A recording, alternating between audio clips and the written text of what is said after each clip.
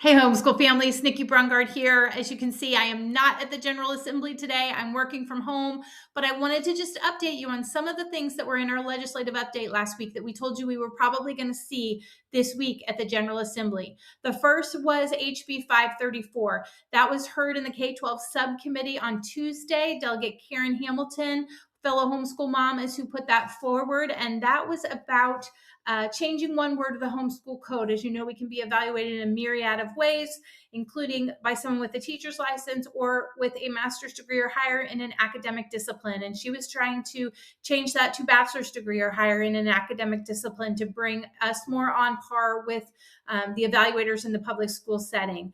That did not pass. It was gently laid on the table, is what Delegate Simons, who's the chair of the K-12 subcommittee, said, and that just means they're putting it down and they're likely not picking that back up. So we will not likely see that again this legislative session. The next two bills were companion bills. It was HB 551 and SB 737.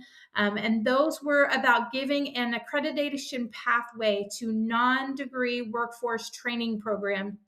And homeschoolers ages 16 and up would have been eligible for this, but those were both continued until the 2027 legislative session. So if a trade school program or a non-degree workforce training program is something that your homeschooler is involved in, that is something that you can watch for to come next year.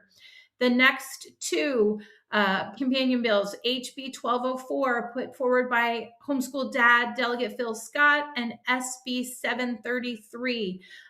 Those were about giving local school funds and allowing those funds to be appropriated to students in non-public school settings and had no attachment or government overreach on them toward homeschoolers, but it was something that we could have used. On the House side, that was again laid on the table. So that is not going to get picked back up. On the Senate side, it was passed by indefinitely. How is that different than being laid on the table? Passed by indefinitely is them trying to dispose of a bill and giving you no hope that it's coming back. So they are not picking that back up. And so that is gone. The next bill that got a lot of attention this week was HB 359. As I talked to staff this week, they said a lot of people had been calling and emailing about this bill in opposition to this bill.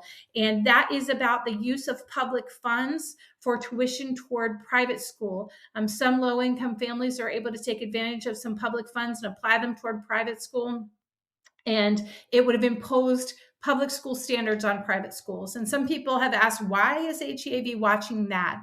The reason we're watching what's happening with those private schools is a lot of times that language can be used toward homeschool students. And in committee, we want to make sure that nothing's getting attached to that bill, not a hostile amendment toward homeschoolers, not a substitute bill at the last second, not a study placed on it that could impact us.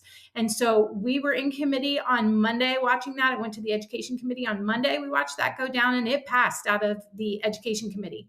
And then it went to appropriations, and the public pressure put on it and put on the representatives at the General Assembly made it so it got continued to 2027 out of the Appropriations Committee. So know that that's coming back in 2027, and we will be there keeping an eye on it. HEAV will be on the ground next week. It's crossover. So that means the chambers are going to switch what they've been working on. They'll trade the body of work and the things that they've passed for the other chamber to vote on. And we will be right there keeping an eye out for your homeschool freedoms and advocating for you and for your rights as homeschoolers. And so please reach out to us if you have questions. We care about you. Continue to pray for us, and we will keep you updated and see you again next week.